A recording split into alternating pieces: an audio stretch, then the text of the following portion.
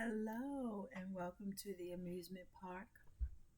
I'm your host Carla, and this is the final video in the informed decision making um, section on our way to critical thinking skills. And on this video, we're going to talk about the current trajectory of informed decision making. In which case, I have 5 points. One is integrating of technology. Two, the emphasis on transparency. Three, focus on inclusivity. Four, ethical and sustainable decision making. And five, continuous learning and adaptation. Let's begin. So, for the current trajectory of informed decision making, the first one I identified is integrating or the integration of technology. The rise of artificial intelligence and big data analytics is to transform the way some of these decisions can be made. Decision makers now have access to advanced tools that can analyze vast amount of data, identify patterns, and provide recommendations. However, there is also a need to ensure that these technologies are used responsibly and that human judgment is not overshadowed or disregarded as juvenile, futile, or obsolete. That would be a concern. But I want to go back to the rise of artificial intelligence. I have, and this is just me, this is maybe a moral or ethical standpoint, but I don't agree with the term artificial intelligence. And I put it in here on purpose because I also, while making informed decisions, have to include the pieces that I don't particularly care about or I don't particularly agree with. And so I put it in here because it is the widespread term, but I'm going to explain why I don't use artificial intelligence because it's misleading. Everything that we find on the internet is not artificial intelligence. It's actually a repository, a combination. It is the house that holds all the things that we know. There's nothing artificial about it. It is our collective intelligence. And so instead of considering it artificial, we need to honor it as collective intelligence. And some of it may be blatant lies, but it's still what someone conceived and possibly believes. And that doesn't make it artificial. Any of this, none of it makes it artificial. It was all conceived of the human mind, making it a real thing. So I don't agree with that. However, with the internet and the absolute wealth of knowledge that is at our fingertips and very well at the edge of our glasses, because we have smart glasses now. These are not it. But even with that being part of it, we have to still be very mindful that what we are encountering is in fact true, repeatable, moral. You got it. All the videos before. And part two is that having this trajectory on the decision making process, we have to emphasize, or it has to have an emphasis on transparency. There is a growing demand for transparency in decision making, particularly in the public and corporate sectors. And those who are invested in your research or in your decision making, it could be your friends, family, stakeholders, employer, or just personal. You expect to see the reason why behind the decision. And that leads to more open communication and available documentation, or it may even be a rubric used further for others to follow in the footsteps of making a similar, if not the same, decision. So having very clear, transparent forms of decision making processes for those to evaluate, mimic, or share is very important. Next, you have to focus on inclusivity. Informed decision making increasingly involves diverse perspectives, recognizing the value of different viewpoints in reaching well rounded decisions. This trend affects a broader societal push towards inclusivity and equity in various domains. I've learned by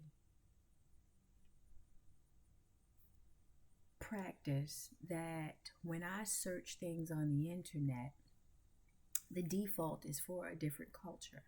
So, in order for me to find things for a specific culture, I have to preface my search with that culture's identifier. So, if I am looking for Pacific Islander trends, I have to say Pacific Islander trends, because if I merely just put in popular trends or trends, then a default demographic shows up that is not representative of the human collective. It's very niche. And so that is a bias built into the search engines that maybe we need to readdress. And it's not very inclusive. You have to go roundabout to find specific instances for, we're not even going to call them niche populations, because they're a sector, a section, a facet, a branch of the human experience, and it should be included. But I digress.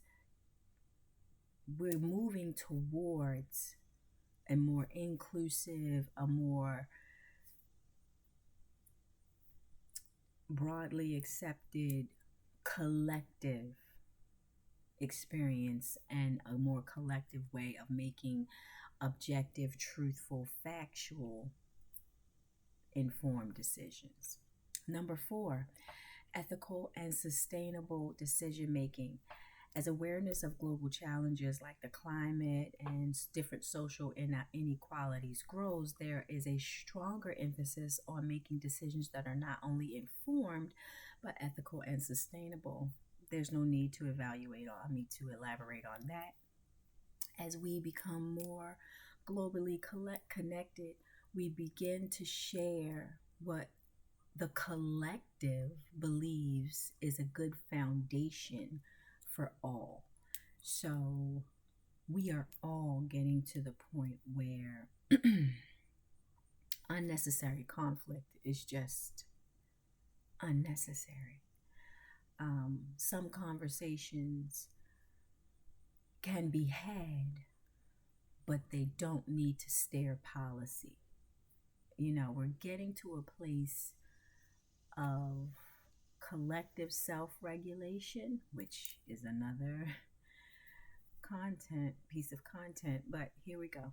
Decision makers are expected to consider the long-term impact of their choices on people, communities, and the environment. Now, when you're making decisions, you're usually just thinking about you and your immediates, whoever's going to be impacted immediately by your decision to buy one crayon versus another. It'll impact whoever that purchase is for, be it yourself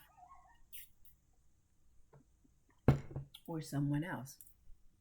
So keeping in mind who and possibly how your decision can impact them, that's paramount. That's very, very important. So, and making sure that this decision that you've made or that you've pioneered can be repeated, is ethical, and other generations, other people, other cultures perhaps could use your example as a foundation, a rubric, a starting point. Okay. And lastly, number 5, continuous learning and adaptation. The fast-paced nature of the modern world requires decision makers to be adaptable and open to learning from their experiences. Informed decision making is seen as an ongoing process that involves with new information, changing circumstances, and emerging challenges. All that says is that even after you've come to your conclusion and presented your findings, don't stop there, because the objective truth does not change, but facts do. Let me give you a brief example. When I was in school, Pluto was a planet. Now it's not, because the fact changed. We learned more, we got better technology, we explored further. Our understanding of a thing evolved, changing the fact or building on the fact. So facts change, but the objective truth that surface that we called a planet, that we're now calling a dwarf, whatever we were calling it now, doesn't change the objective truth that I'm going to call it heavenly body, or that structure exists. So that thing is a thing, we just mislabeled it.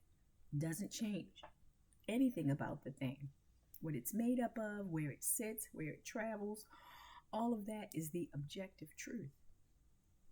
But how we classified it, the fact that we called it a planet and now we call it something else, that is what changed. So knowing that your facts may change, but the objective truth about a thing does not. So in making informed decision, it is a crucial skill that requires a careful balance of information gathering, critical analysis, and reflection. It presents challenges such as dealing with information overload and biases and some of the benefits. It is a vital practice that all of us do, either consciously or unconsciously, in our both in our personal and professional lives. And as the landscape of decision making continues to evolve with technology, increased transparency, and an ever changing ethical landscape, some of these considerations need to be taken collectively, morally, ethically, socially, but all of it is fortifying the ability to make an informed decision that may become more essential to the human collective. But if not to the collective, at least to yourself and those who your decision may impact. So this is the end of the informed decision making video series, which is just a few videos. We're going to continue on with critical thinking, and I look forward to seeing you. Again, this is the amusement park. What amusement? I consider myself amused, and hopefully I can continue to provide you with a source of creativity, inspiration, and growth. Until next time, stay amused.